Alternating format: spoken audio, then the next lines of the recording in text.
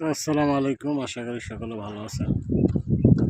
তো আজকে কিছু কথা বলতেছি হোয়াটসঅ্যাপ বিল্লালকে নিয়ে, আর হলো মানবতা ফেরিওয়ালা জুয়েল ভাইকে নিয়ে। তো জুয়েল ভাই, মানবতার কাজ আপনিও করেন, হোয়াটসঅ্যাপ বিল্লালও করেন, জাস্ট প্রশ্ন এটা না। তো আমি জুয়েল ভাইয়ের সাথে কথা বলি।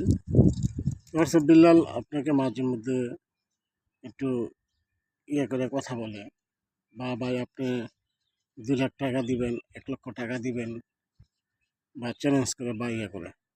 আপনারা বাংলাদেশের কন্টেন্ট ক্রিয়েটর আছেন বিদায়, আপনারা একজনের পাশে দাঁড়ান বিদায় একজনকে একজনের কাছে চায়। তো হোয়াটসঅ্যাপ বিলাল কিন্তু খারাপ না। হোয়াটসঅ্যাপ বিলাল যেমন ওই যে সাইমনের 10 লাখ টাকার জন্য আপনার কাছে 1 লক্ষ টাকা চাইছিল, তো আপনি কি করলেন? এটা নিয়ে বিবরণ আবার ভিডিও বানাইছেন রিপ্লাই করে। তো ভিডিওর উদ্দেশ্যে হোয়াটসঅ্যাপ বিলাল একটা কথা বলছিল, কালকে আবার আপনি একটা ভিডিও দিয়েছিলেন। এই ভিডিওর উদ্দেশ্যে আবার হোয়াটসঅ্যাপ বিলাল একটা কথা বলছিল। তো আপনারও যে কয়েকজন লোকের দিয়েছিলেন, তো একজনের 2 লক্ষ টাকা লাগে, একজনের 5 লক্ষ টাকা লাগে। তো হোয়াটসঅ্যাপ বিল্লাল এই টাকা প্রদান করবে আপনাকে, ঠিক আছে?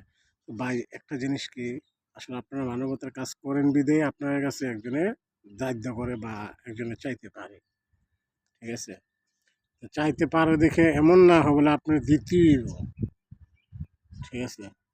তো আপনার মাধ্যমে যদি বাংলাদেশের মাধ্যমে যদি আপনারা যদি জমজম লাগেন, তো কেমনে চলবে বাংলাদেশ বলেন?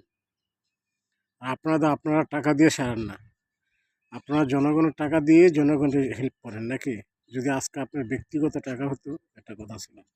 আপনার যেমন প্রবাসীর কাছে হাত পাতেন, হোয়াটসঅ্যাপ বিলালও প্রবাসীর কাছে হাত পাতে, ঠিক আছে?